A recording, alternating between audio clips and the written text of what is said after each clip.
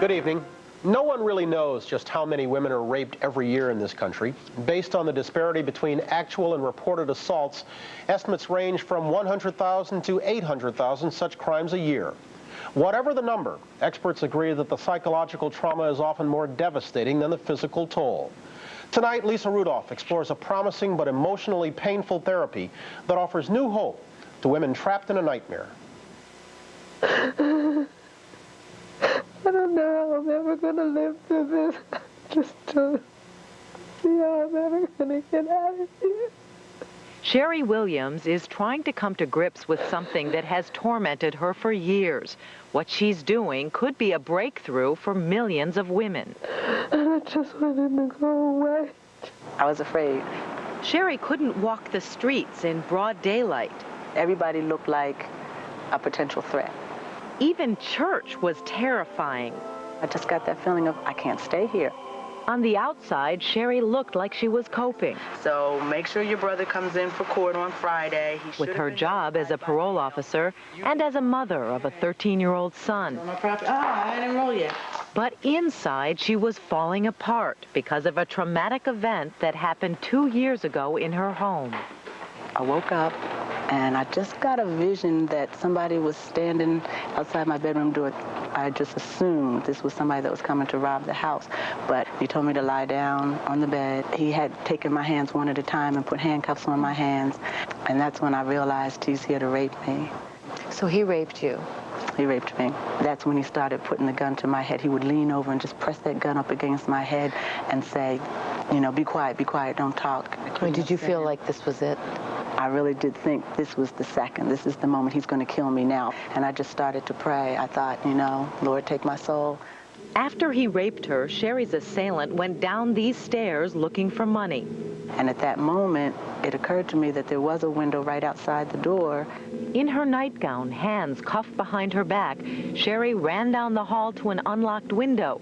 She heard the rapist coming back up these stairs. So I'm thinking, you have 3 seconds. She managed to pry the window open and jump out. And I must have crumpled to the ground a few seconds after I hit the ground. It took 8 weeks to recover from the severe bruises on her feet and fractures in her legs, but the real pain was only beginning. I basically had no life. That's the way I felt. And at a point in time, I cried and told myself, why did you jump out of that window and save your life if this is how you're going to live? You have no life. Sherry moved out of the home where she was raped, but the attack still haunted her. Everyday activities became impossible. She never knew what would trigger the memory. You were desperate for help, basically. Right. I realized he came here to rape me. When traditional rape counseling didn't help, Sherry turned to Dr. Edna Foa, a renowned psychologist who discovered that women who survive rape suffer just like soldiers who survive war.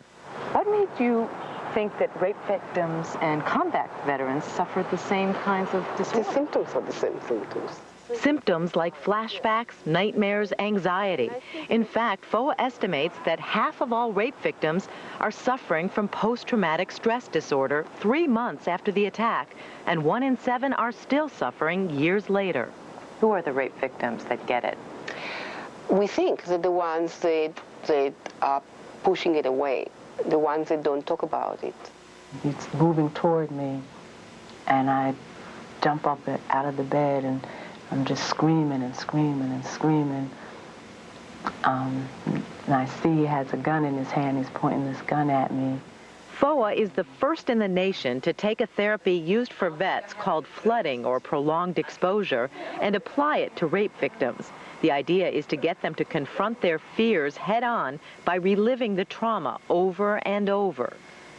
FOA says of the women who've been raped and treated with flooding, 80% show improvement after only 5 weeks of therapy, a remarkable claim considering many of these women have suffered post-traumatic stress for years. You really think that you can solve it in that short a time period?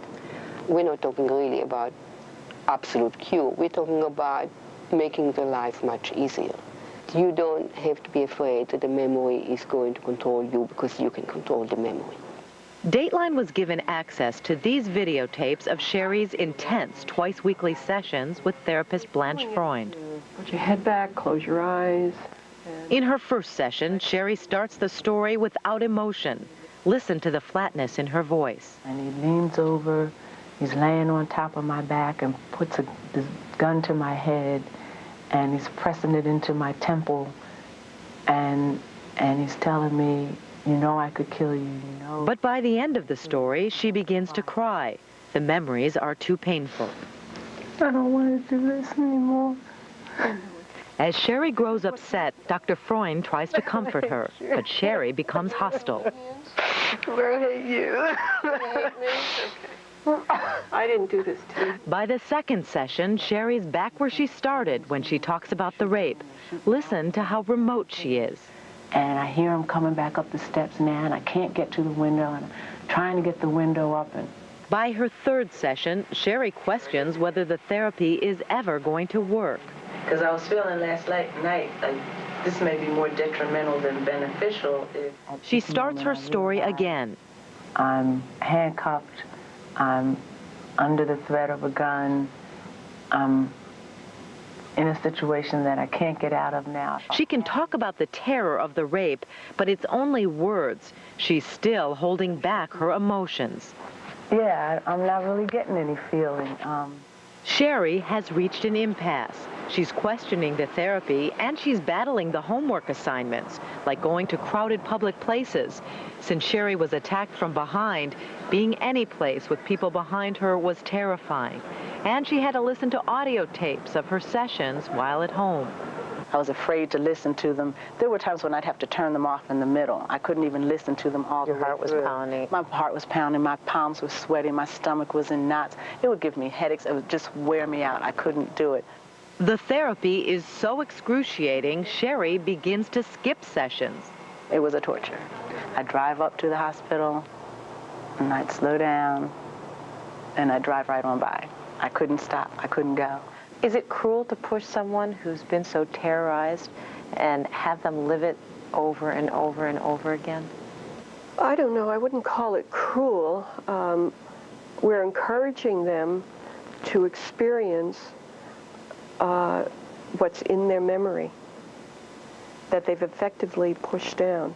We're not creating any monsters for them. They have those monsters there. Sherry kept at it. Finally, during the fourth session, a dramatic breakthrough, just a few weeks after she began. This is the fear that I'm going to be raped again. I don't want to have to get over another rape. It turns out, back when Sherry was in college, a man dragged her into the woods and raped her. It was only when she was raped a second time that the trauma of the first attack came flooding back. I'm not supposed to be raped 2 times. And I'm thinking I can't take this anymore. I can't hold myself together for another second. And if I start fighting him, then he's going to kill me. She needed to cry. She needed to sob. I mean, she went through a horrendous experience. The bottom line was, she was afraid that she was going to be shot and killed. And that was that core fear sitting around there. And she didn't deal with that at all those months. I faced it. I absolutely faced it.